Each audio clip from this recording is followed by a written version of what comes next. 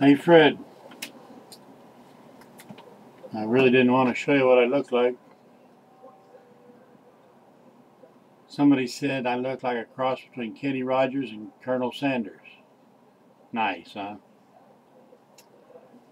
I have a famous quote that I love to use. It's growing up was hard, but growing old is almost impossible.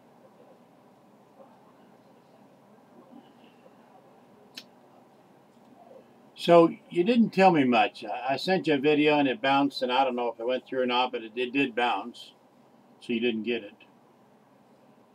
it.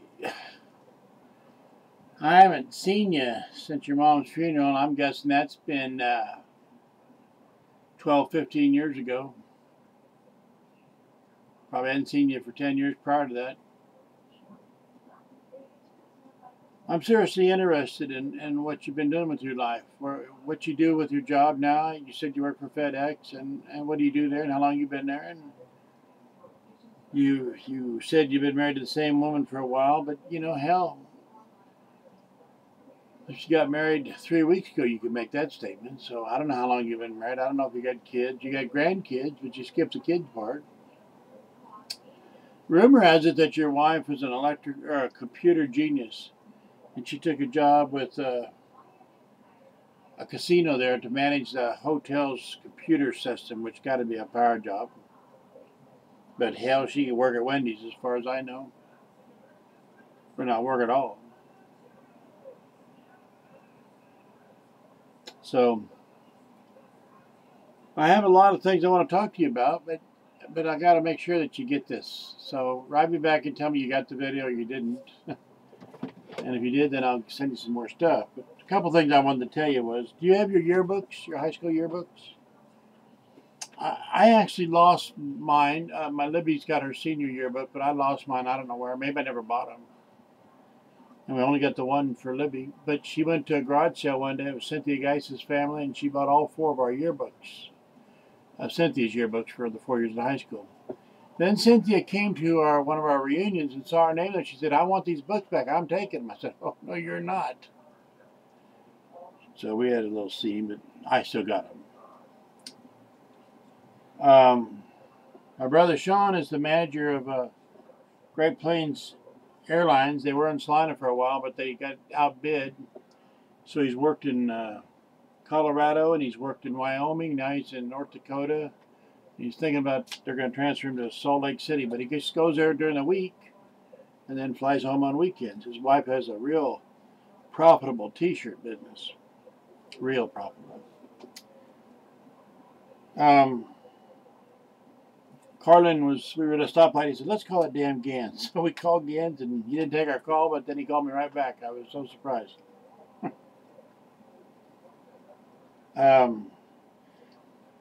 One of the things I wanted to tell you, Danny Coolan writes me all the time, and he told me that Vestal Vestal, Dick Vestal, I think his name is, used to be in the band, the Rumors, got real bad cancer, about to check out, and Billy's been diagnosed, Billy Veering, with cirrhosis of the liver, and Libby's sister Becky, who's a nurse and a piss poor one, says he's weeks away. He also got a $500,000 lump sum settlement and like $2,800 a month for having Agent Orange.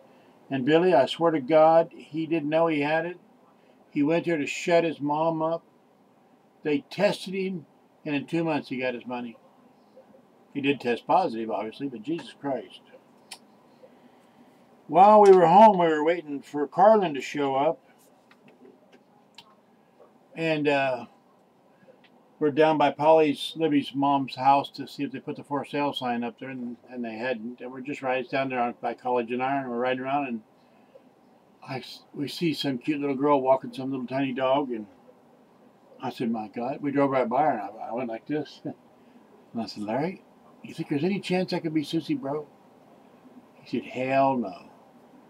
I said, "Well, by God, I do. Go around the block." So we went around the block, and sure enough, it was.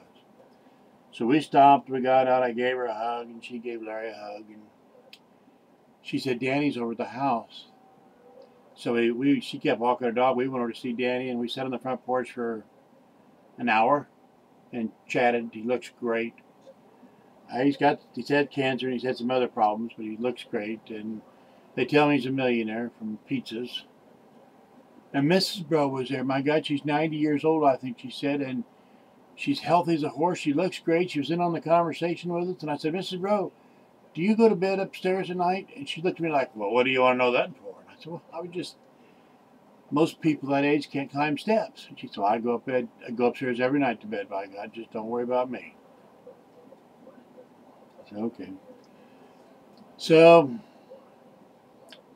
I guess I'll tell you the rest later, because I don't know how big this damn thing is, and I'm going to put it on YouTube, and you can look at it. And I'm going to do you another right behind it, so hang on.